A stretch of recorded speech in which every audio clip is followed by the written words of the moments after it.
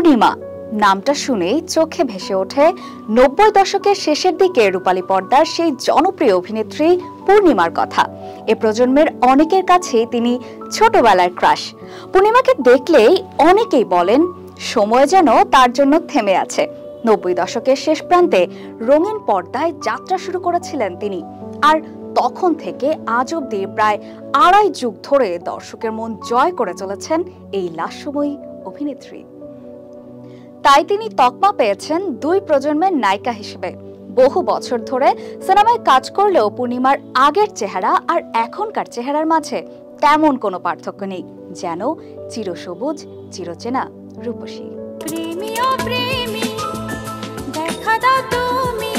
বর্তমানে পূর্ণিমাকে নিয়মিতভাবে অভিনয়ে দেখা না গেলেও উপস্থাপনা, ওয়েব কন্টেন্ট ও বিভিন্ন শোবিজ অনুষ্ঠানে সক্রিয়ভাবে অংশ নিচ্ছেন তিনি। পাশাপাশি ব্যক্তিগত জীবন ও পারিবারিক ব্যস্ততা সামলে সামাজিক মাধ্যমেও দারুণ সরব তিনি। পূর্ণিমার ব্যক্তিগত জীবন বরাবরই প্রশংসিত।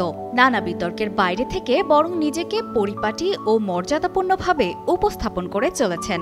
সোশ্যাল মিডিয়ায় রয়েছে তার বিপুল ভক্ত অনুসারী। নানান সাজ পোশাকে নিজেকে তুলে ধরেন তিনি, আর প্রতিবারই ভক্তরা তাকে দেখে মুগ্ধ হয়ে যান। বান্ডেল থাকলে প্রতি সেনমানিতে টাকা বাঁচবে। বিকাশ সেনমানি বান্ডেল কিনে জিতুন প্রতি লেনদেনে।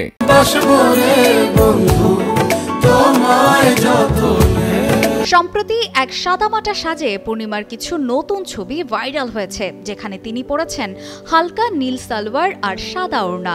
ক্যামেরার সামনে মিষ্টি হাসিতে পোজ দিয়েছেন নায়িকা, যা দেখে অনেকেই রীতিমতো আফসোস করছেন।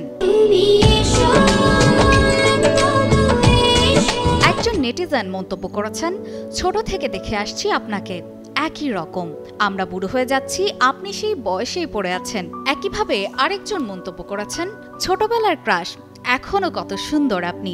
আরেক নেটিজেন লিখেছেন, সিম্পলের ওপর সুন্দর লাগছে।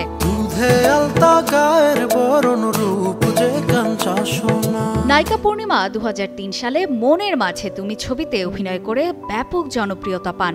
এরপর ২০০৬ সালে এস.এ. হক অলিক পরিচালিত হৃদয়ের কথা সিনেমায়ও তার অভিনয় দাগ কেটেছে দর্শকের মনে। তখন থেকেই পূর্ণিমা বাংলা চলচ্চিত্রের এক অবিচ্ছেদ্য নাম। অপর্ণা বর্ষা, কালের কণ্ঠ।